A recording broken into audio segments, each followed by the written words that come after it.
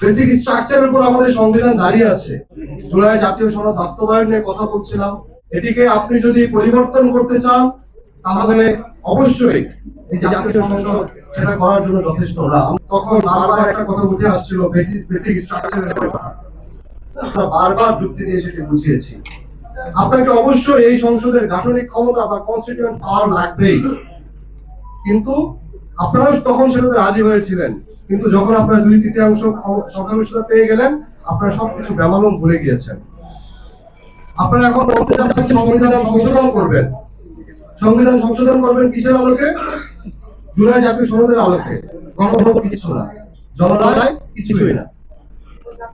আমি একটু উদাহরণ বলতে চাই। জুলাই জাতীয় সনদে বাংলাদেশের হাইকোর্টের বেঞ্চগুলোকে বিভাগীয় পর্যায়ে নিয়ে যাওয়ার কথা বলা আছে, যেটিতে প্রত্যেকটি রাজনৈতিক ব্যক্তিদের নির্যাতনের কথা নিজেরাই ভুলে গিয়েছেন।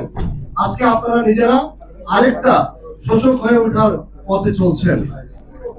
আমরা 2009 পরবর্তী সময় দেখেছিলাম, যখন তত্ত্বাবধায়ক সরকার ব্যবস্থা বাতিল করা হলো, সেই সময়ে এই জাতীয় সংসদে এইভাবে দাঁড়িয়ে তোফায়েল আহমেদরা নানান ধরনের রেফারেন্স নিয়ে এসে সংবিধানের রেফারেন্স করে এসে তারা গর্বের সাথে তারা বলেছিল যে এগুলো কিচ্ছু না, তারা তত্ত্বাবধায়ক সরকার ব্যবস্থা বাতিল করে দিয়েছিল। গতকালকে আমরা এরকম একটা শো দেখলাম জাতীয় সংসদের মধ্যে, একজন দাঁড়িয়ে বললেন 300 রান তার আগে করেছেন, এখন 6 বলে লাভার রান মানে এটা নাকি কিছুই না। 300 রান করে আপনি ম্যাচ জিততে না পারলে এখন যে 6 বলে 12 রান নিয়ে ম্যাচ জিতিয়েছে সেই কৃতিত্ব তার, সেটাও আপনাকে দিতে হবে। সেটা যদি আপনি না দেন তাহলে আপনি মুনাফেক। জাতীয় ঐক্যমত্য কমিশনে যখন আমরা